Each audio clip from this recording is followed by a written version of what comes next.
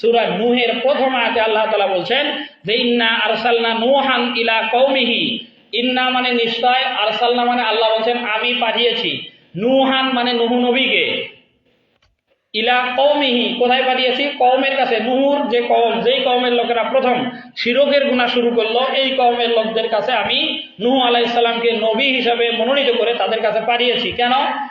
আনজির কওমাকা, আন মানে যাতে, যেন, আনজির মানে সতর্ক করে, কওমাকা মানে নূহ আলাইহিস সালামের কওমের লোকদেরকে। কি সতর্ক করবে? কেউ যদি শিরক করে, আল্লাহর সাথে অংশীদার করে, তাহলে তার পরিণতি পরকালে যে জাহান্নাম হবে, জাহান্নামের শাস্তি কি রকম হবে, এই ব্যাপারগুলোতে যেন নূহ আলাইহিস সালাম তার কওমের লোকদেরকে সতর্ক করে। সেজন্যই আল্লাহ তাআলা নূহ আলাইহিস সালামকে নবী বানায়া কওমের লোকদের কাছে পাঠান। এরপরে আল্লাহ তাআলা বলেন আইয়া আতিয়াহুম, সেই দিন আসার আগে। কোন দিন? আযাবুন আলীম, যেদিন আল্লাহর পক্ষ থেকে যন্ত্রণাদায়ক শাস্তি আসবে। এর ব্যাখ্যা দুইটা। প্রথম ব্যাখ্যা হলো পরকালে যারা জাহান্নামী হবে শিরক করার কারণে, শিরকের কারণে যাদেরকে জাহান্নামে ভোগ করা লাগবে, তাদের যে শাস্তি হবে এটা খুবই কষ্টকর হবে, যন্ত্রণাদায়ক কষ্ট হবে এটা। আর দুই নাম্বার যে আযাবুন আলীমের ব্যাখ্যা, সেটা হলো নূহ আলাইহিস সালামের সম্প্রদায়ের শেষ পরিণতি।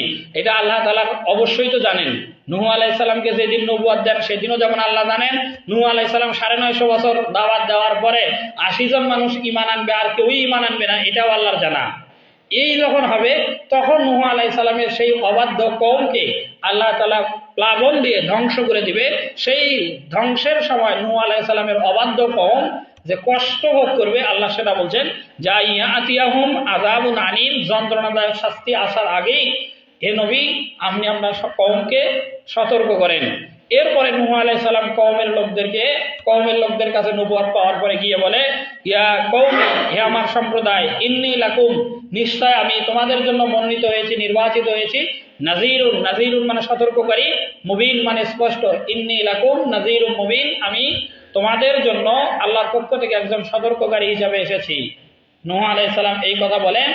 এই কথা বলার পরের আয়াতে আল্লাহ তাআলা বলেন যে নূহ আলাইহিস সালাম তার সম্প্রদায়ের লোকদেরকে তৃতীয় আয়াতে যে কথা বলেন জানি বুদুল্লাহ ওয়াত্তাকুহু আতিউন, এই আয়াতে তিনটা কথা। নূহ আলাইহিস সালাম বলেন আনি আবুদুল্লাহ, যে তোমরা এই মূর্তি পাঁচটার ইবাদত বাদ দাও, আনি আবুদুল্লাহ, তোমরা এক আল্লাহর ইবাদত করো। ওয়াত্তাকুহু, দুই নাম্বার কথা যে তোমরা আল্লাহকেই ভয় করো, যে শিরক করা যাবে না, শিরক করলে পরিণতি কি হবে এর ব্যাপারে আল্লাহকেই ভয় করো। ওয়া আতিউন, এবং তোমরা আমার আনুগত্য করো। এই আয়াতের তিন নাম্বার কথা নবীর আনুগত্য করা। তার মানে যেই জামানাতে যেই নবী যখন এসেছিল উম্মতের উপরে সেই নবীকেই মানাই ফরজ। যেহেতু শেষ নবী নবী মুহাম্মদ রাসূলুল্লাহ, এরপরে আর কোনো নবী বা রাসূল দুনিয়াতে আসবে না। এই কারণে উম্মতে মুহাম্মদ হিসেবে আমাদের দায়িত্ব এবং কর্তব্য হলো নবী মুহাম্মদ রাসূলুল্লাহ সাল্লাল্লাহু আলাইহি সাল্লামের আনুগত্য করা। এরপরে যদি নূহ আলাইহিস সালামের দাওয়াতের কথা তিনটা, এক নম্বর আনি আবুদুল্লাহ, যে তোমরা আল্লাহর ইবাদত করো, দুই নম্বর ওয়াত্তাকুহু, আল্লাহকে ভয় করো, তিন নম্বর ওয়াতিউন, আমি নূহ নবীকে তোমরা কওমের লোকেরা অনুসরণ করো। এই তিন কাজ যদি কেউ করে, নূহ আলাইহিস সালাম সম্প্রদায়ের লোকদেরকে বলতেছেন ইয়াগফির লাকুম মিন যুনুবিকুম, যে আল্লাহ তোমাদের জীবনের গুনাহ খাতাগুলোকে মাফ করে দিবে। এই আয়াতটা আমরা আমাদের জন্যও নিতে পারি। যদি কেউ একমাত্র আল্লাহর জন্যই ইবাদত করে, আল্লাহকে ভয় করে এবং নবী মুহাম্মদ সাল্লাল্লাহু আলাইহি সাল্লামের আনুগত্য করে, তাহলে আমাদের জীবনের যত গুনাহ আছে এগুলোও আল্লাহ তাআলা মাফ করে দিবেন। এই কথা বলছেন। এরপরে আল্লাহ তাআলা আবার নূহ আলাইহিস সালামের সম্প্রদায়ের লোকদের কথাই বলতেছেন যে ওয়াইওয়াখিরুকুম ইলা আজালিম মুসাম্মা, এবং নূহ আলাইহিস সালামের লোকদেরকে বলতেছেন যে তোমাদের সম্প্রদায়ের কিছু লোকদের একটা নির্দিষ্ট সময় আছে, এই সময় পর্যন্ত আল্লাহ তোমাদেরকে সতর্ক করার সুযোগ দেবেন, তোমাদেরকে একটা অবকাশ দেবেন যাতে করে তোমরা ফিরে আসতে পারো।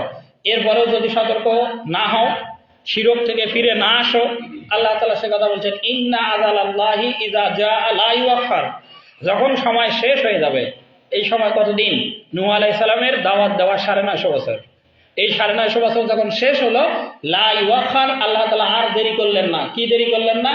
ওই নূহ আলাইহিস সালামের সম্প্রদায়কে যে প্লাবন দিয়ে, কষ্ট দিয়ে, আযাব দেওয়া, কষ্ট দেওয়া, তাদেরকে ধ্বংস করা, এটা আল্লাহ আর দেরি করলেন না। লাউ কুনতুম তা'লামুন, যদি কওমের লোকেরা 950 বছর আগে যখন নূহ আলাইহিস সালাম কওমের লোকদেরকে আল্লাহর দিকে ডাকছিলেন, এটা যদি তারা জানতো, যে নূহ আলাইহিস সালামের কথা যদি মানতো, তাহলে 950 বছর পরে এরকম তাদেরকে প্লাবনের মুখোমুখি হয়ে নিজের জীবন দেয়া লাগতো না। এখানে একটা বোঝার বিষয় হলো নূহ আলাইহিস সালামই যে শুধু 950 বছর হায়াত পেয়েছিলেন ব্যাপারটা এমন না।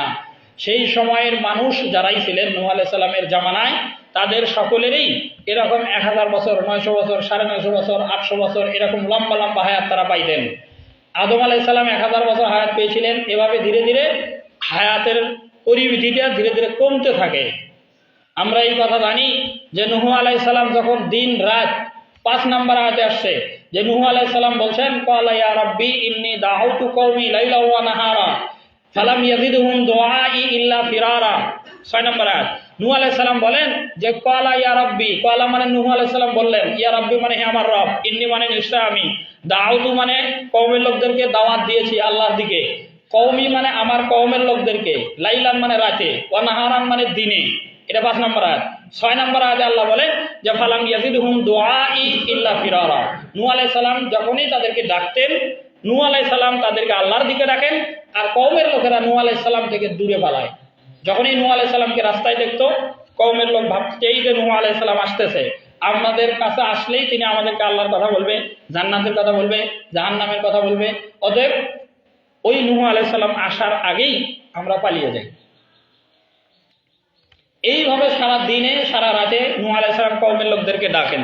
এরপরের আয়াতে আল্লাহ তাআলা বলেন যে তাদেরকে সুম্মা ইন্নী দাউতু জিহারা, সুম্মা ইন্নী দাউতু, সুম্মা মানে অথবা, ইন্নী মানে নিশ্চয় আমি। নূহ আলাইহিস সালাম বলে যে দাউতু কওমের লোকদেরকে আমি ডাকছি জিহারা মানে প্রকাশ্যভাবে, মানে প্রকাশ্যভাবে ডাকেন, তারপরে রাতে ডাকেন, দিনে ডাকেন। পরের আয়াত যে সুম্মা ইন্নী আলানতু লাহুম ওয়া আসরারতু লাহুম ইসরারা, মানে এরপরে আমি আলান্তু শব্দটা থেকে এলান, এলান মানে হলো ঘোষণা দেওয়া, যত উচ্চ স্বরে ঘোষণা দিয়ে মানুষ জমায়েত করে মানুষকে আল্লাহর দিকে ডাকছি।